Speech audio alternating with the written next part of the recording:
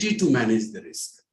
Maybe 20 years ago, we had very less ability to manage the risk, but now we have a huge capacity to understand the risk and manage the risk because of the technology that we have adopted in the last 1 decade. So that core banking and the data that we are collecting and we are pooling and we are analyzing and we are taking informed decisions now. So, and since it is now possible to manage the risk, we need to understand it in a much better perspective. The possibility of managing the risk.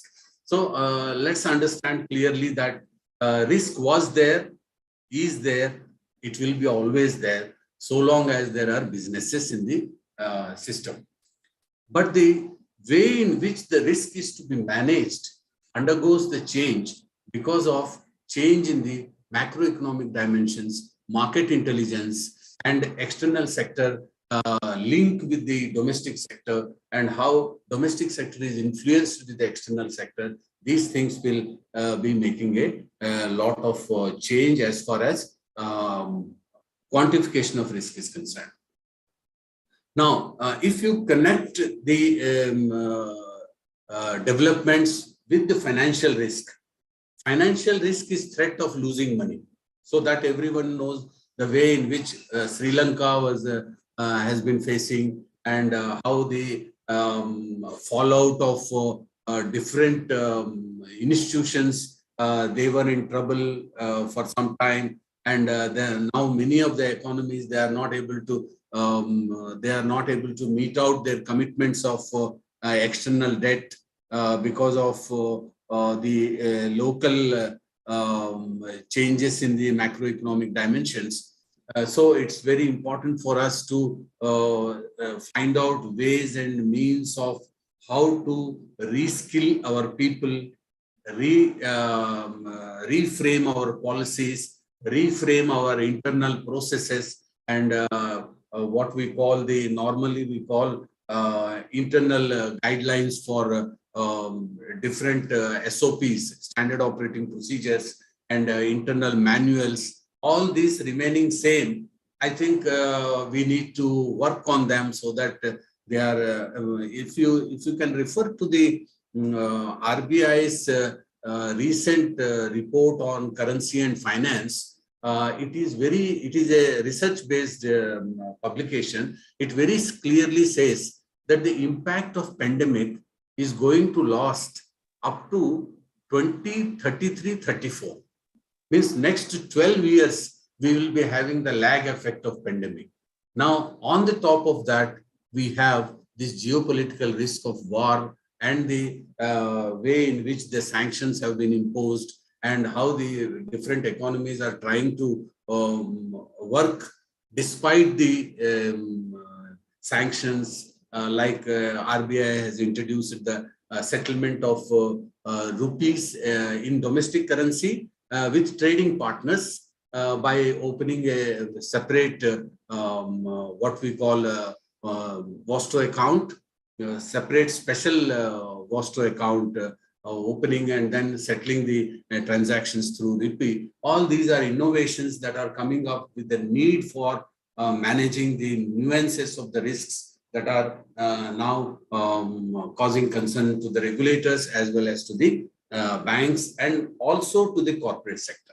Now, whenever we talk of risk, we should not talk of risk only for banks because we are there for the customers. If the customers are also in a different risk trajectory, we need to understand their risk as to how they are managing their exchange rates and how they are keeping themselves hedged and how the interest rate curve is going up and how much of burden will come to them.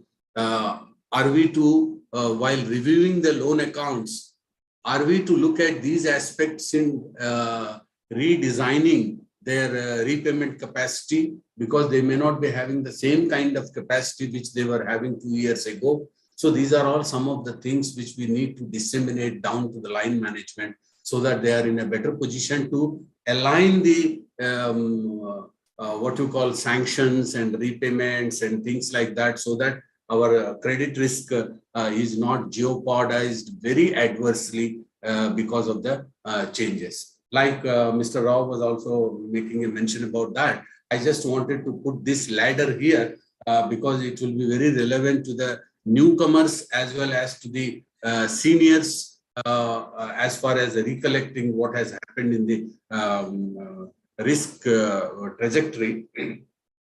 Credit risk has been recognized in 1988, market risk in 1997, operational risk in 2004, and after the Lehman Brothers fallout, that is global financial crisis, Basel III has been brought out in 2010, and now, as Mr. Rao is telling, is already Basel IV is in working, which is also known as Basel 3.2.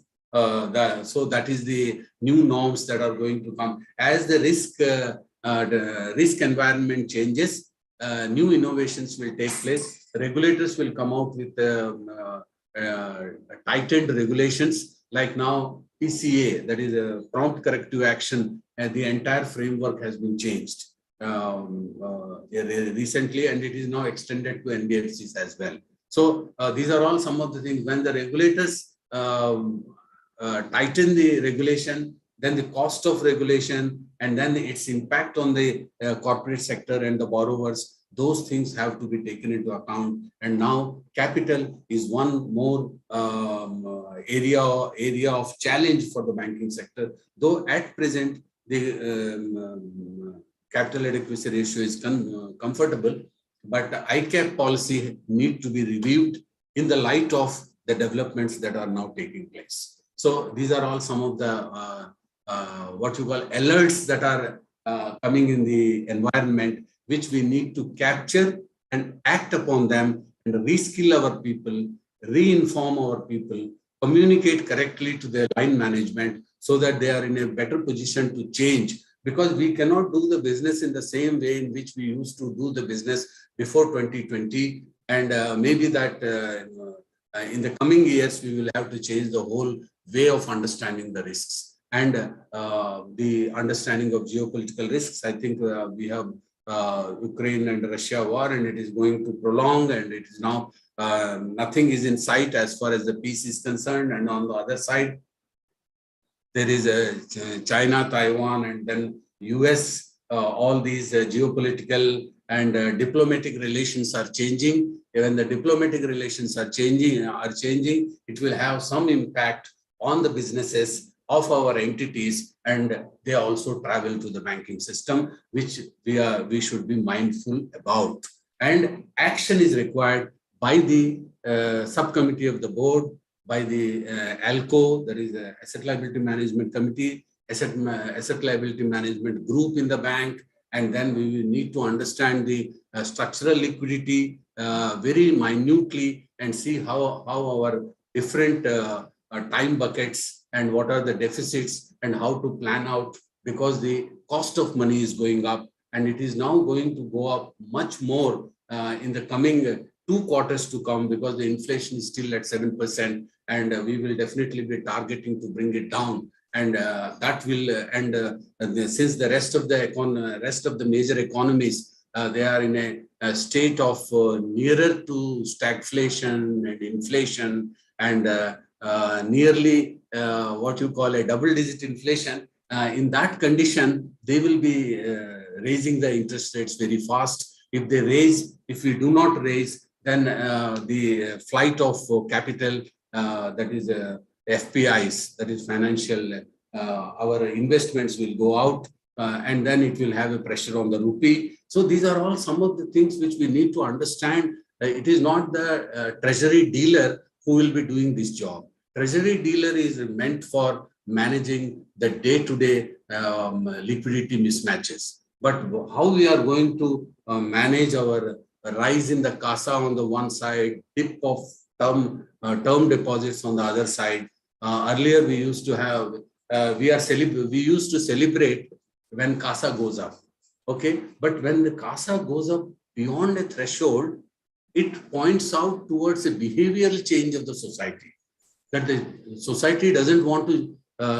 So if that is the case, then how we are going to manage our liquidity, our products, our pricing, our risks, and our processes, our customer satisfaction, customer protection, all these things will have an impact that need to be seen. So risks from supply side disruptions also will have an impact on the adding to the geopolitical risks, because supply chain, though earlier we were thinking that inflation is a transitory matter and it will cool down the moment the supply side is restored, but because of the China's zero COVID policy, they had to shut down many of their product lines, as a result of which many of the supply shrinkages has taken place, and it has not restored. In the meantime, this Ukraine and Russia war has created a new set of challenges for the banking system and also to the corporate sector.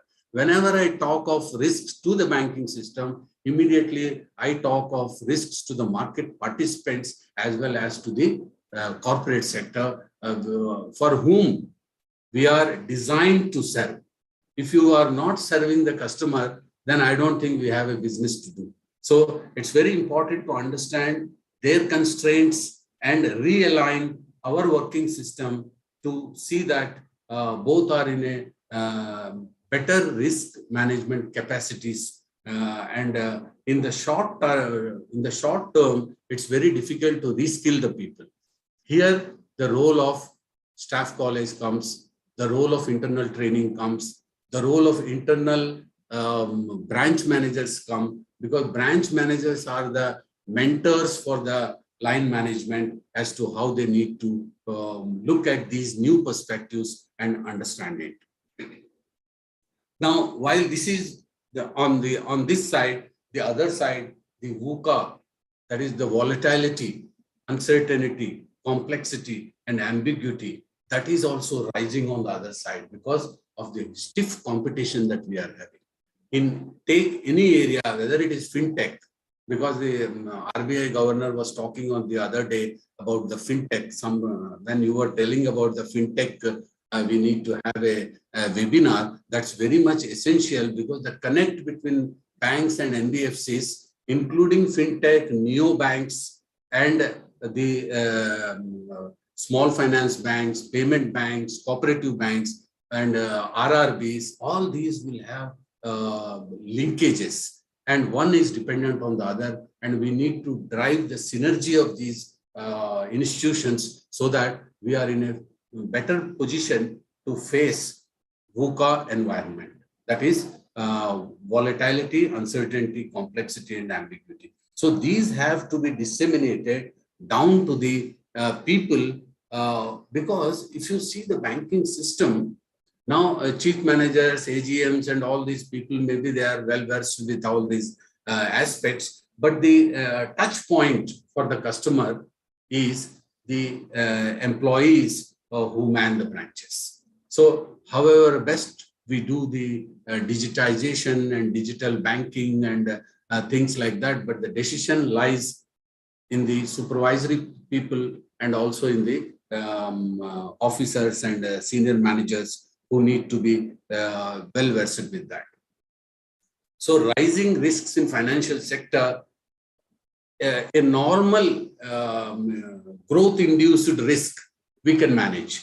But if VUCA comes, if geopolitical risks put additional stress, if COVID impact lingers around in many of the economies, may not be to India, but when it is hitting some other economy, it will travel to us. So that we should be very watchful about that. So these are when we are moving, we are now the 5th largest economy. That is what is in the every headline we are hitting, and 3.5 trillion. We are moving towards a 5 trillion and then maybe 10 trillion. And we want to, by 2047, by 100th year, India at 100, we want to be the developed economy that needs a 25 trillion to 20 to 22 trillion. So if we work with the same pace and with the same way in which the risks were managed earlier and we keep the same rule book and blue book with us, I think we need to have a different perception as far as managing the nuances of risks are concerned, and how to work with other financial intermediaries who are equally active as far as the financial system is concerned. And banks are active, no doubt, but NBFCs are also active. So we need to derive the synergy out of that. That is why RBI has permitted co-lending of with the NBFCs. And now how much we have tapped that resources in managing our risks, or how we have transmitted the risk because they are less regulated. So there is an arbitrage, though RBI is making every effort to remove the arbitrage, regulatory arbitrage between banks and NBFCs, but still the way they used to work in the last 20 years and how we used to work in the 20 years, I don't think there can be, in a near term, there can be a parity as far as the risk management systems in the two institutions are concerned. So whenever we are dealing with the NBFCs, we need to put better risk management systems, better processes, better controls, better cross-checking, better what we call check and balances, so that we pass on good systems to NBFCs, but we don't invite lagged system to our institutions. Like we should give better systems to other institutions so that they remain protected and they help us do our business with better risk management capabilities. So these are all some of the things which we need to. And now we are fast moving from physical to digital. Now, when we are moving from physical to digital, and that is now going to become much more in the years to come.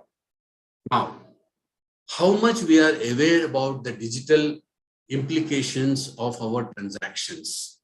Now, as far as fintech and neobanks are concerned, virtual banks, they are well versed because they have entered the financial intermediation system at a time when technology is well matured.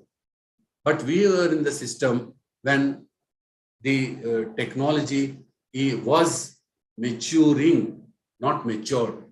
So there will always be a gap between the capabilities of fintech, between the capabilities of the banks, when it comes to operational risk, as far as technology is concerned. Because operational risk comes from three aspects, all of us understand very well. That is HR, that is human resource capabilities, and technology and systemic failures. Now, as far as systemic failures and human resources are concerned, maybe that we are little better, but as far as technology is concerned, I think we need to keep much better systems to protect our customers, to protect our people, and how our vulnerability of the digital system and how we are able to cope with the nuances of cyber security and data privacy.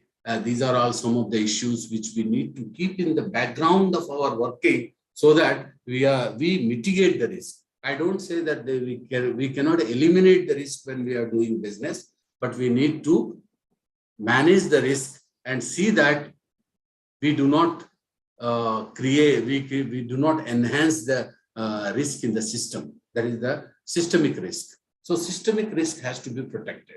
If that is so, I think we need to do much more work as far as familiarization with the digital systems are concerned.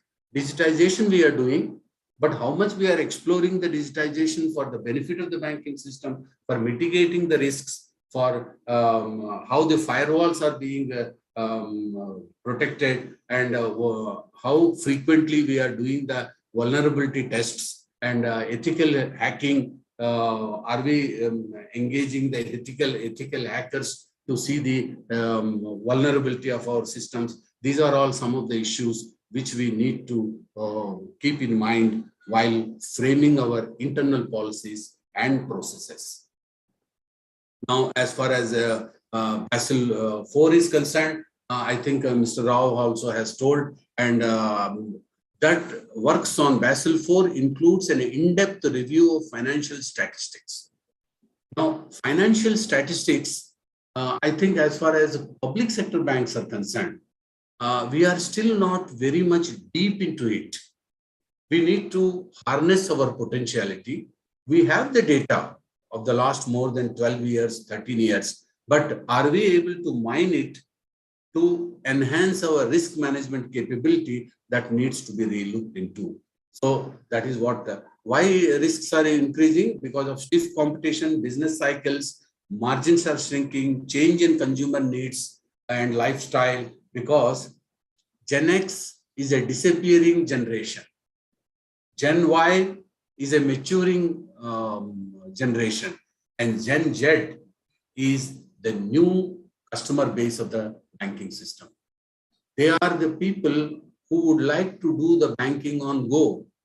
They do not want to spend time in the banking system, the footfalls, but still we need to take a combination of the three kinds of customers that we have, and we need to align our services. That is why that doorstep banking has been introduced for Gen Y, Gen X people, so that they are made a little comfortable, because they may not be very much familiar with the kind of digitization that we have. So I am just throwing these issues before the audience only to just bring to your knowledge that these are happening, and we cannot govern the risk with the existing systems. Existing systems are no doubt good, but they are aligned to before 2020. Now, after 2020, how much we have changed, I think we need to introspect into that and keep these things in mind. The consumer awareness is rising as far as their rights is concerned. As far as their duties are concerned, it is a question mark. Then the ICT and regulatory changes. So I am going a little fast because of the time that we have. What has happened after pandemic? We faced prolonged low interest rates. Now we are going to face prolonged high interest rates. So inflation, we have to work with a little more higher inflation, and the input costs will keep rising for some time. Restructuring of credit facilities to mitigate the credit risk in line with RBI's dispensation, like restructuring 1 and restructuring 2 has been, and Kamath committee has also given the restructuring framework, and for that the due dates are there, and then the government guaranteed loans 31st March, up to 31st March it has been extended. So these will remain with us. That means, what is the indication? Pandemic might have become endemic, but its impact is going to be with us for a long time to come, for which we need to cope up with the risks that are going to come to us and that have already hit us. Negative real rate of interest, because the interest rates were far, far less than the inflation. Now we are somewhere around inflation and the interest rates are lining up now, and maybe that interest rate, we may have a positive rate of interest, but that is not a satisfaction at all. Inflation has to go down. There was a overhang of liquidity. Now we have paucity of liquidity, because the deposits are growing in a single digit, and demand for credit is rising, and now 15% interest credit growth is there, and the credit growth demand will go up, because everybody is have started doing their business with more force than it was in 2021, because 22-23 will have very, very active businesses because of the supportive system that has propped up in the last budget and coming budget as well. So prolonged accommodative monetary policy we have seen. Now we have passed through that accommodative policy, and now we have a neutral policy, and this will continue for some time. Why I have put this on board? Because it will give us a reminder that this is the era which we have seen, but this era has passed, and now we have come to the next era. Risks in, if you go to the World Economic Forum, 2022 global risks, the main risks that they have flagged: fracture of interstate relations, that is geopolitical risks, debt crises even in large economies. Small economies like Sri Lanka and all is okay, fine.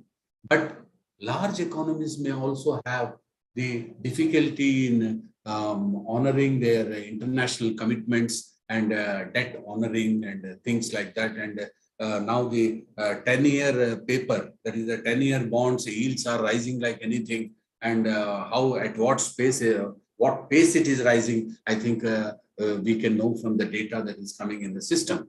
So widespread youth delusionment because of unemployment. Now, India is fast emerging as a capital of, is a third, of course, as far as the global positioning is concerned, as far as the startups are concerned, and we have about 100 what we call the bigger these startups. Unicorn. Yeah, unicorn. Exactly. Thank you so much. So that was not coming to mind. 100 unicorns, and this widespread youth delusionment, we cannot say that it is not our risk.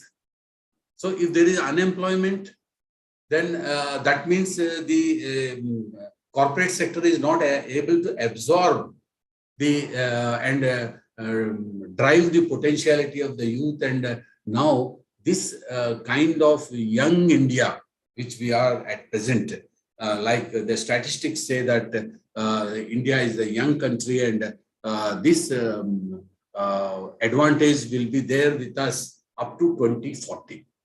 Now, these are all some of the risks which are flagged by at the World Economic Forum. Failure of technology governance. Now, what happens? The patchy way in which the technology, not about banks, I'm saying, but about if our customer is not having a robust technology, it is a concern for us, because tomorrow he will fail in the business and he will pass on the risk to us. So, failure of technology governance and digital inequality. Digitization we are doing, but how much of digital literacy we are imparting? Are we able to impart the kind of digital literacy that is required? I think we need to introspect on. That is why RBI, while announcing from time to time the improvements in financial inclusion, they also harp on the fact that we need to educate the people as far as digital literacy is concerned and financial literacy is concerned. And that can only mitigate the risk of digital inequality. But if we introspect, the priority of the financial intermediaries is not about imparting digital literacy, because we have other things to do.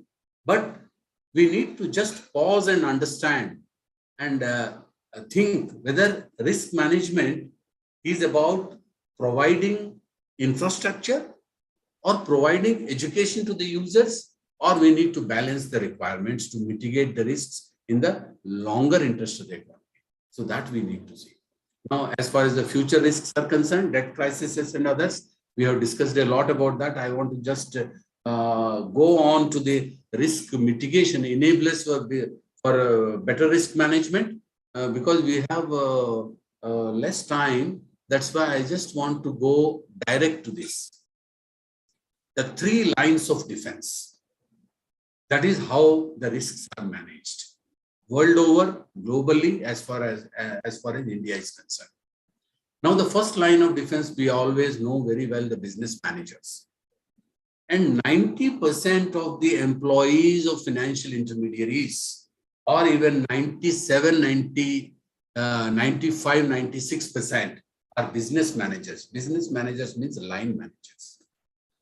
Now, how much they know about risk management, and what kind of tools we are providing them to mitigate the risks at the grassroots level, and what kind of reporting system and escalation system that we are providing, just have a look at it. My only submission through this webinar is just sensitization about the changes that are happening, and we need to change the framework on which we are working very gradually, because all of a sudden we can't do anything, and you cannot reskill all the about, I think we have about 1.5 million, 1.4 million employees, 1.3 million if you want to go precisely. So 1.3 million bank employees, can they be reskilled in a day or two? No, not at all. But they need to be sensitized that the way in which we used to read the risk earlier, we need to read them much more minutely, factor them in our decision-making process, so that we are in a better position to mitigate the risk. Suppose on a scale of 1 to 10, my risks today is 6.5. If I am able to bring it down to 5.5, that's a good going. So first line of defense, how we are reorganizing, supporting them, what kind of checklists we are providing, what kind of formats we are providing, what kind of inputs they are accessing, what kind of access they have as far as the data points are concerned, what kind of external data support that we are providing them. These are all some of the aspects that need to be looked into. And the second line of defense is the risk managers. That is why RBI is very, very clear that any NBFC, even NBFC, should have a chief risk officer. If the, I think the threshold that they have fixed is 5,000 crores balance sheet size, asset size, those NBFCs which have 5,000 crores and above, they need to have a CRO. And very soon, all cooperative banks will have to have a CRO, because they are managing risk. If they are managing risk, there has to be a structure, and the structure has to be with full accountability. So second line of this, risk managers, I think we need to reskill them and make them understand what are the potential risks that are that the businesses are having, so that they keep monitoring the risks very well. And the third line of this line of defense, we all understand the audit and compliance. And as far as the audit and compliance is concerned, the first line of defense should have the ability to identify the risk. Now, you can very well understand, being in the banking system, how much our people are able to identify the risk. If they identify the risk, I can very well say that they can strategize for risk management, they can work out systems for mitigating the risk, and how they do the assessment of risk, pricing of risk, mitigation of risk, and monitoring of risk. If the line management is able to do all these five, what you call five activities, I think we will be winning. Now, how to make them do that? I think we need to introspect into that. And the second line, they need to set the risk appetite and tolerance levels. Now, businesses, aspirations, growth, all these are to be taken into a holistic account, so that we are in a better position to actually assess how much business we can do, what is our capability, what is our SWOT analysis, what kind of people we are having, what kind of expertise we are having. If you go into the capacity building report of, I think it was Mr. Gopal Krishnan Committee. Gopal Krishnan Committee, yes. 2016. Very nice, very nice. Gopal Krishnan Committee report. Now, it was very much pointed out at that time itself. I think it was 2014 or something, 2015. 2015. At that time itself, he said that you need to have certified professionals for certain kind of activities. Now, before we could embark on that and streamline that, integrate that with our systems, the external environment of risk has multiplied many-fold, and the nuances are entering day by day. So risk appetite, you can fix only if you know how much business you can do with moderate risk or what kind of risks you can manage. What is your capital adequacy ratio? What is the extra cushion that you are having? What kind of buffer you are having? What kind of marketability that you are having? That if you want to float your bonds, or like now 81 bonds are also being floated by many big banks. But then are we in a position to take additional capital from the capital market? Because that has got a direct link with the ability of the banks to manage the risk. So risk appetite and tolerance, our risk managers should be able to put in place risk governance policy, risk pricing guidelines, and monitoring of risk. That is how data is collected, how data is analyzed, how data is disseminated. So these are the qualities which we need to build over a period of time, so that our risk decisions by the board of directors, that is board of directors are the chairman, now a non-executive chairman is the head of the board of directors, whereas the MD and CEO is the head of the management of the bank. So what kind of rapport they are maintaining, and what kind of decisions they are able to strengthen, because the risk management need to be strengthened. That you need to put right kind of questions to the line management, to the risk managers, that why this risk appetite, why not more or why not less, and what kind of systems you have to defend this kind of risk appetite, and how risk, if you have a policy of credit risk, that I want to have a 50% corporate credit, 25% retail, or agriculture 20%, and others of 5%, then are we having the wherewithal to do that in a safer way, in a better risk management system? If you are not having, what kind of steps you are taking to build that kind of competency, what kind of factoring you are doing for the risk pricing, and how you are monitoring, and how more than monitoring is how you are planning intervention.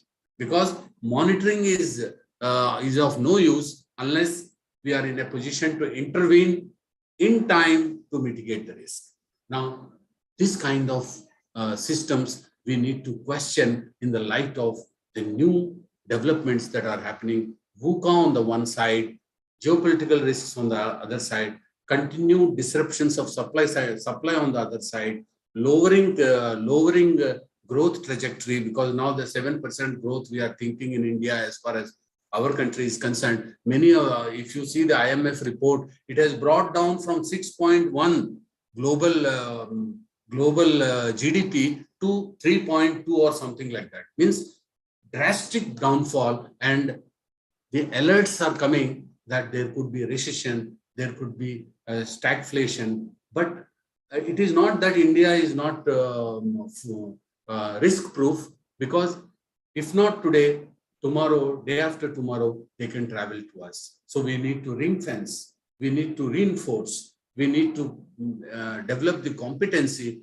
to see that at least we are not battered under the, like what we are now doing as far as the currency risk management is concerned. Our thanks to the good buffer of forex reserves that we are having, I think now it has come to 550 billion, which was in September 21, it was 600 something, 650 and above.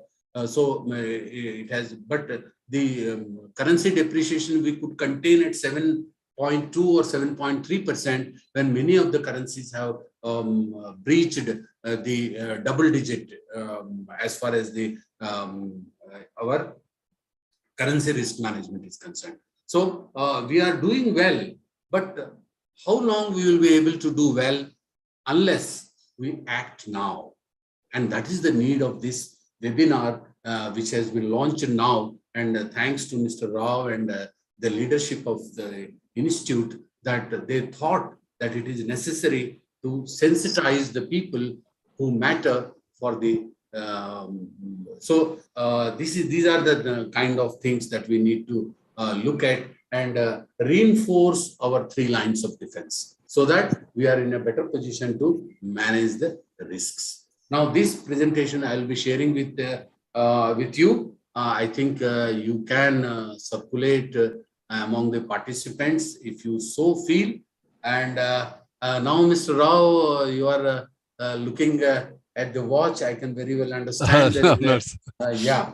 So these are all some of the points that I wanted to share with the learned audience. That if we do the risk management in the way in which we used to do the business risk management in 2015 to 20 and 20 to 25 and 25 to 30 has to be entirely different, and we need to redefine our path of risk management and the strategies with which we work.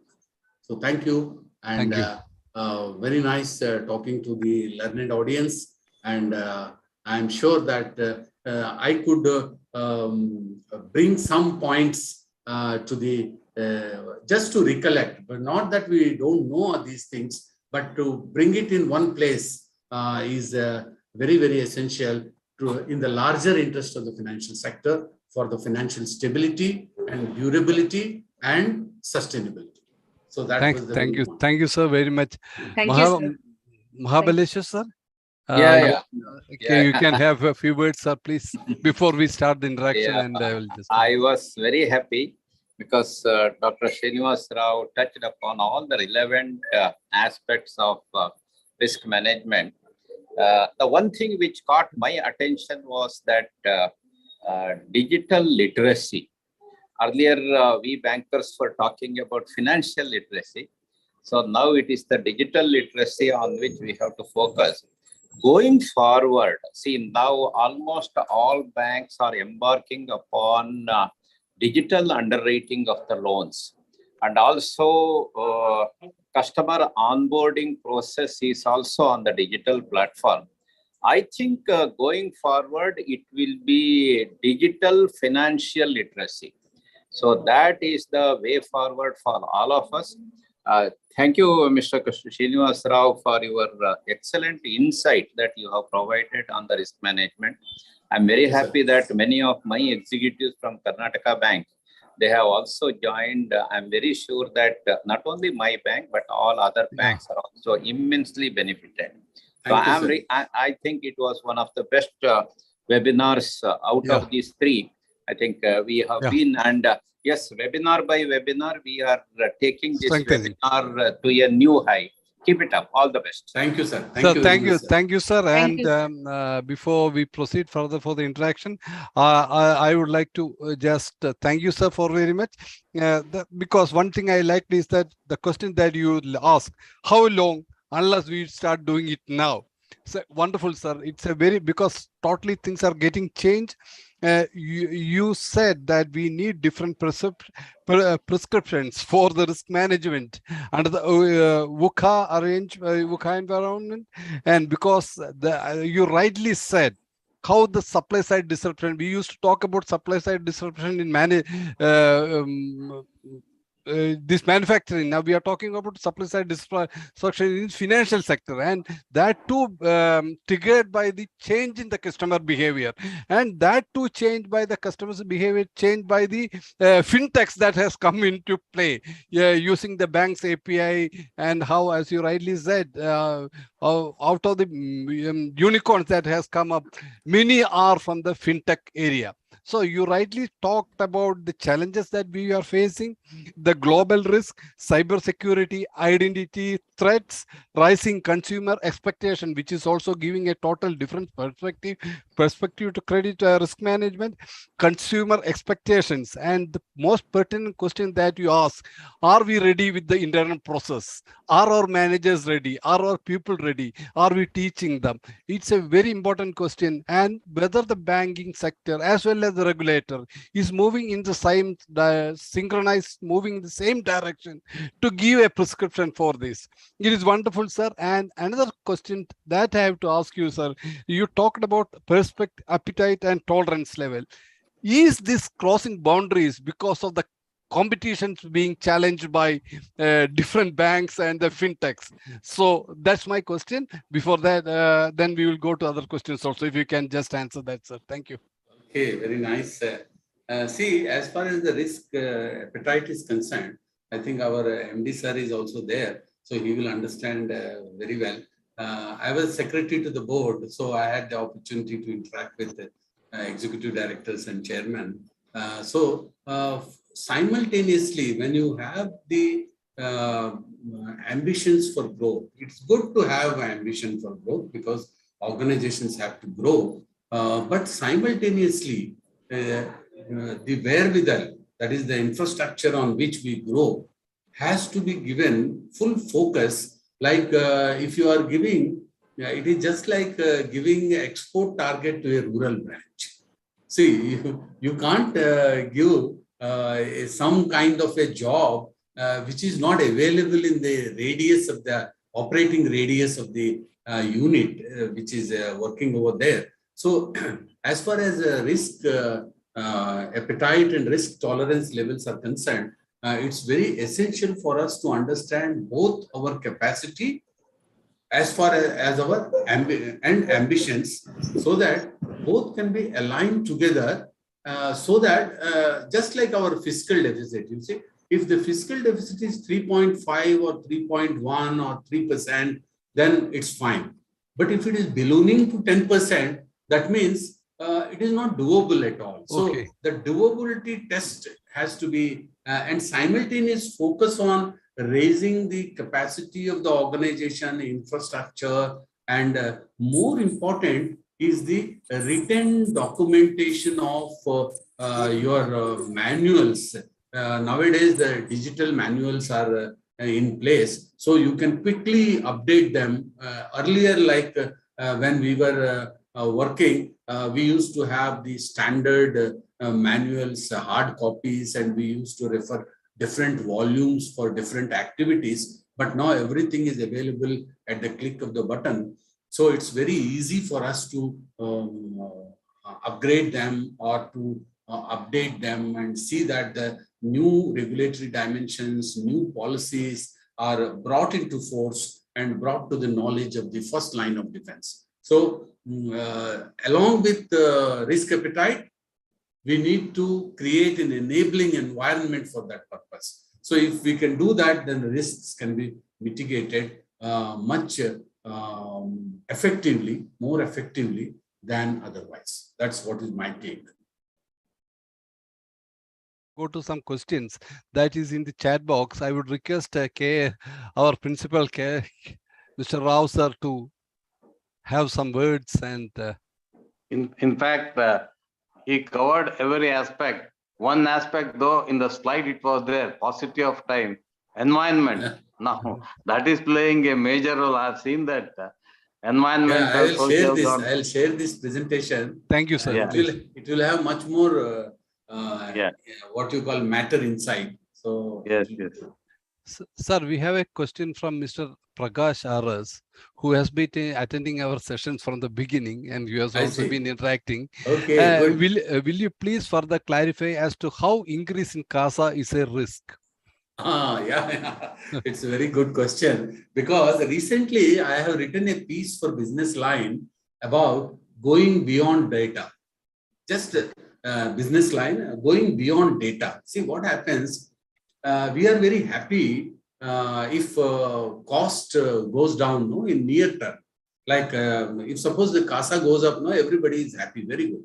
Now, if you look at the structural liquidity mismatches, then the deposits that we were assured of earlier, like suppose the CASA is 30% and term deposit is 70%. So 70% rollover is 95% rollover. Then you are comfortable as far as the first 4 time buckets. That is the 1 day, 7 days, 14 days, and 28 days, where there is a regulatory guideline as far as the that you cannot exceed more than 5%, 10%, limits are there. So he has put a very good question that if CASA goes up, then it is a risk, no doubt, because the volatility of the liquidity goes up. And if the volatility goes up, then the fallback mechanism is not built accordingly in the system. Then you will have to borrow at a higher cost. Now what you need to do while appreciating CASA, you will have to find alternatives for funding the gaps. Okay? That is the risk. It is not the risk that CASA we don't want. We want CASA more. Suppose even if CASA goes to 70%, we are happy. But if it is so, then what is to be done? That action is more important. Like, what are the sources from where you can pull the sources to complement the liquidity, and you are able to meet the liquidity mismatches. If you are not able to do that, then that is the risk. It is not per se the CASA risk, but the consequences of not having liquidity of longer duration is a risk to the banking system. That is what is my argument. Thank you, can sir. Read more in my piece. Sir, and you can come to me also. My email ID is with the system. I think you can come to me. Sir, thank you, sir. And very good question. There's another question from, there are lots of appreciations that I'm not reading the appreciation, it's already there. No, it's fine. Thank you so much. That's fine. With rapidly changing environment and business models, Mr. Pankaj Gupta has asked, business model and tech landscape, and also the continuously evolving, it's not better to get specialist risk managers as the first line of defense. New initiative. So, see, depending on line management, as far as specialists are concerned, I think, see what happens, the line managers have to be on the payroll of the bank, and they have to be for a, they need to have the accountability for performance, because they take a decision and they are responsible for the decision. I don't mean to say that that the lateral recruits are not responsible. They are responsible for their job. But if there is an intermingling of lateral recruits of specialists, lateral recruits you can have. Scale 4 you can directly recruit as a chief manager. That's all fine. But lateral recruits of specialists mingling with line management will not be very good, because they may not be understanding the actual nuances of operations, because operations is something which is business of the organization. So if the specialists are meant to what you call a guide, meant to streamline policies, meant to document policies, meant to put systems in place so that line management is able to follow. Of course, there is no bar as far as recruiting specialists in line management is concerned. You can always do that. But whether it will be effective or not, and whether it is a cost-effective proposition, and whether they would like to do that job, and whether they will mingle with the line management, these are all some of the HR issues which need to be looked into, and which need to be tackled separately. Thank you, sir. Rao sir, it's already 9 o'clock, 9:09. Yeah. Shall I close it with one question, or we have 5 to 6 questions remaining? I have no issue so long as the dotted lines are crossed by the. Okay, we'll take. If you are comfortable, I am comfortable. Sir, can we take 2 or 3 questions, sir? Rao sir? Yeah, yes, sir. Yes, sir. Yes, yeah. Sir. So there's one question is from Mr. Ramesh.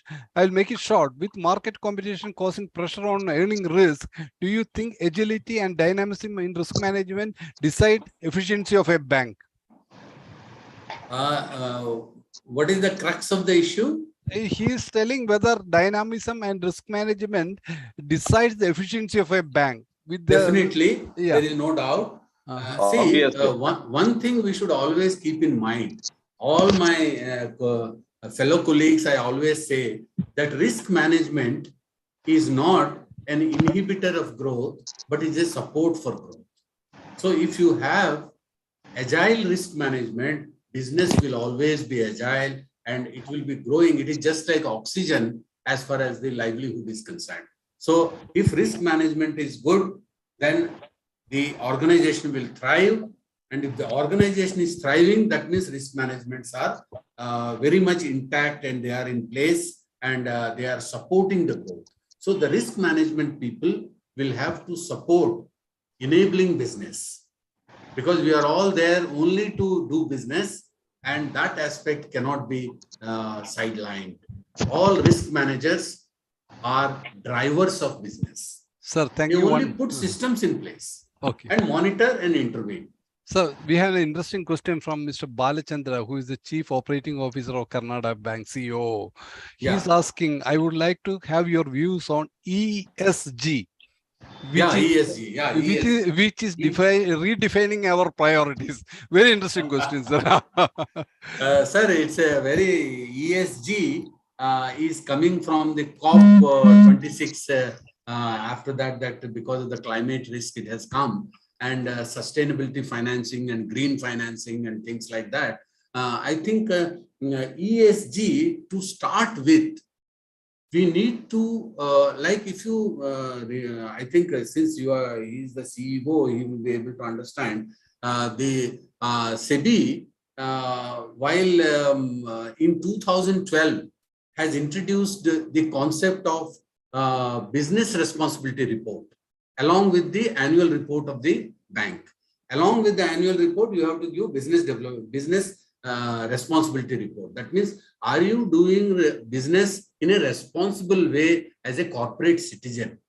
So a bank is a corporate citizen, and whether it is doing the business in a sensible way, means not maligning the environment, not so taking that forward. ESG has now come, that is environment, social and governance, and this is a very good aspect to capture, which is at a very nascent stage, and we don't have much of data points on this because we have not collected the data. That's the problem, because you can't have a data which you have not collected. So right now, at least now after the ESG disclosures, I think they are going to be mandated from April 23 up to 23. It is what you call optional for the top 100 listed companies. Only top 100 listed companies,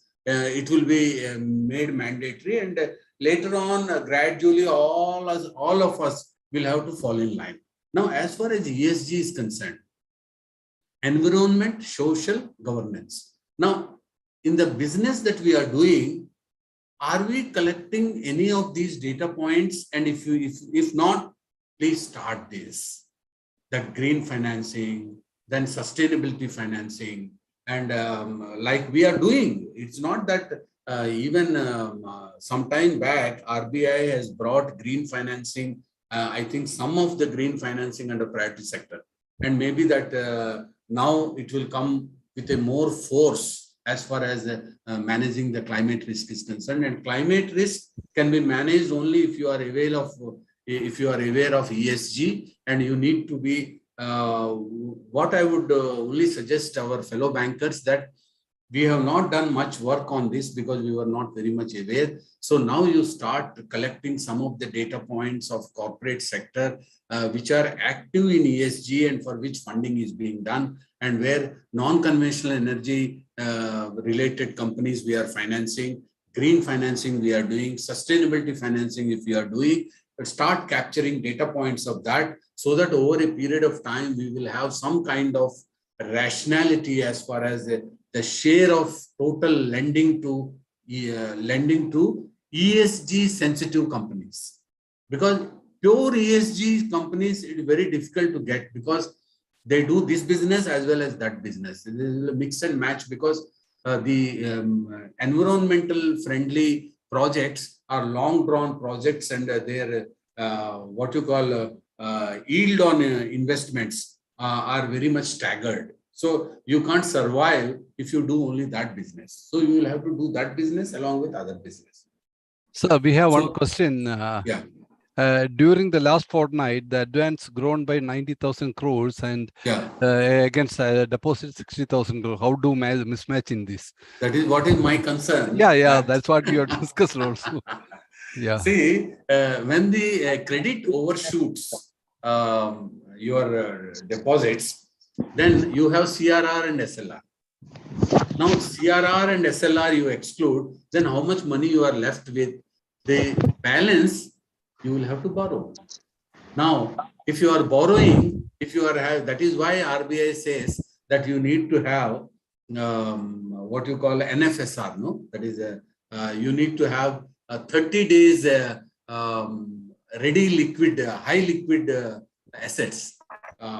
High liquid assets you need to have HQLA, high quality liquid assets. High quality Liquid assets you need to have 30% or 30 days requirements.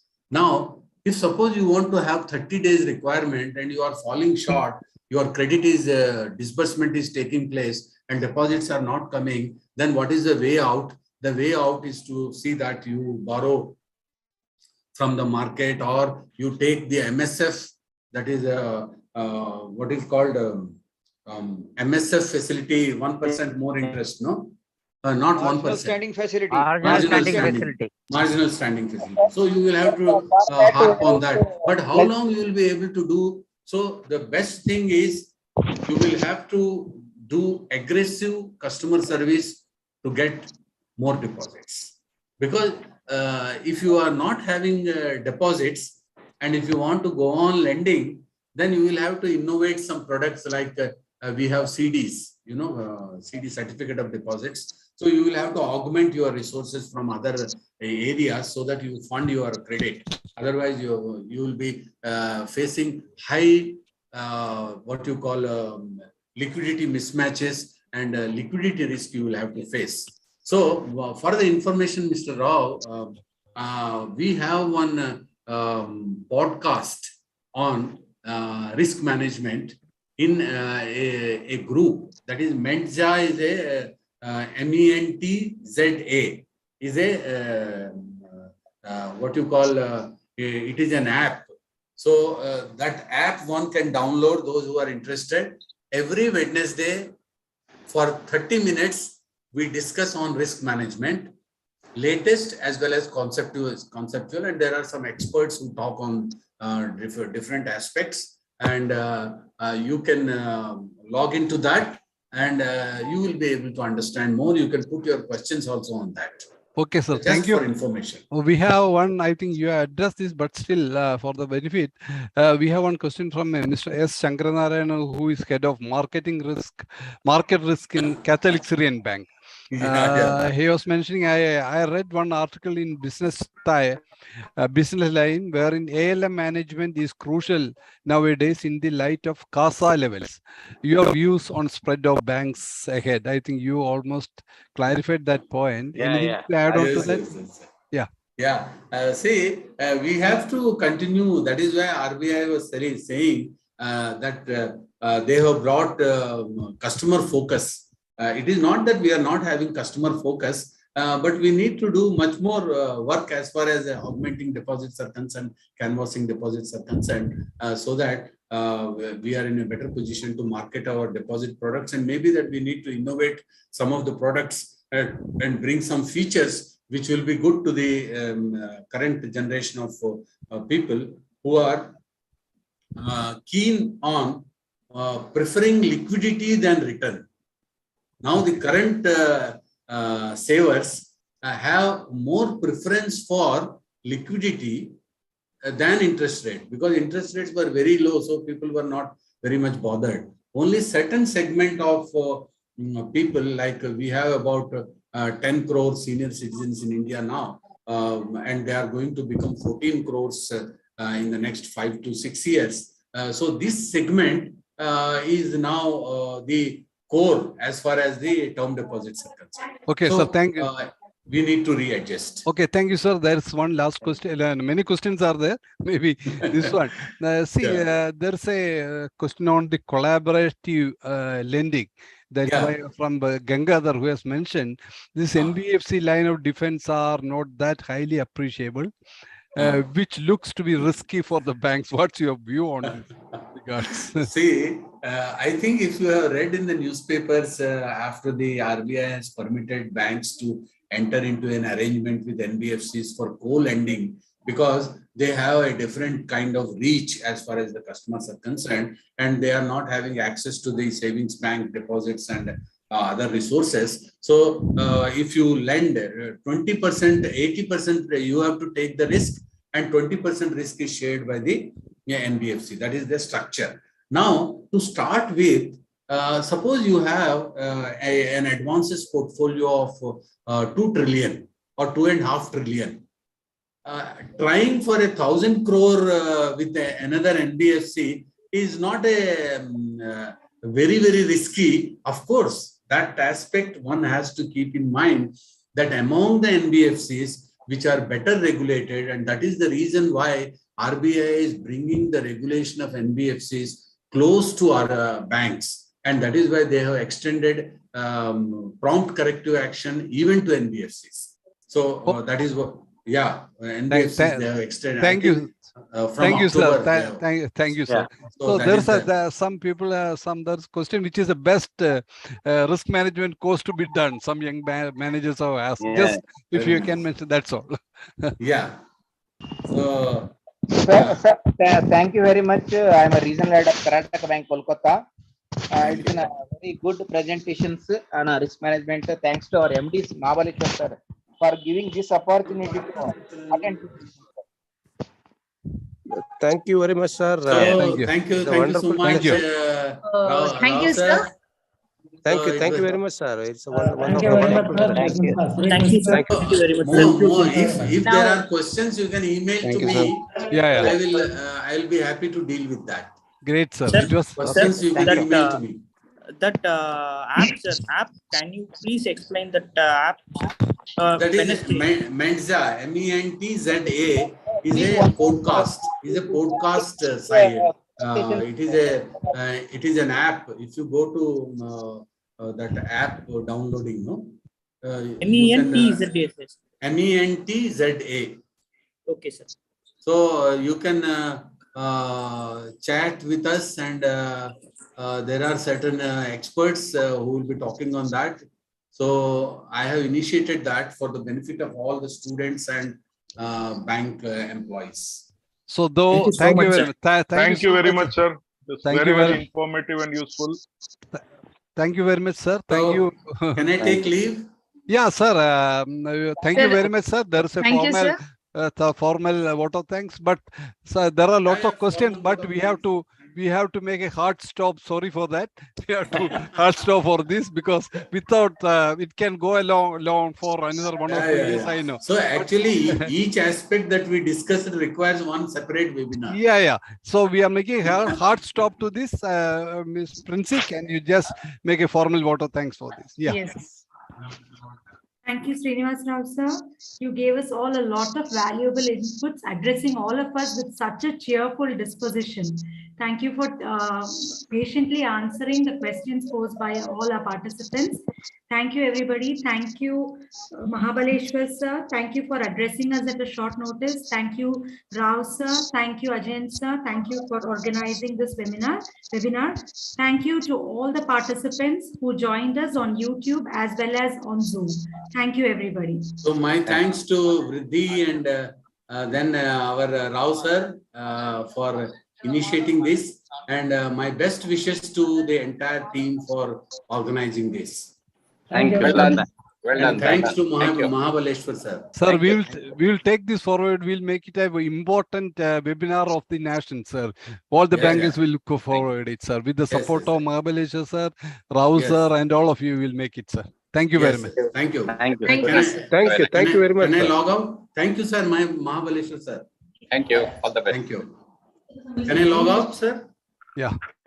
Yeah. Thank you, Sri Vishnu sir, who also joined. Many of the faculty also have joined. Thank you all. Raina sir and all the faculty, those who have joined. Thank you very much. Thank you, sir. Thank you. Thank you, sir. Thank you, everybody.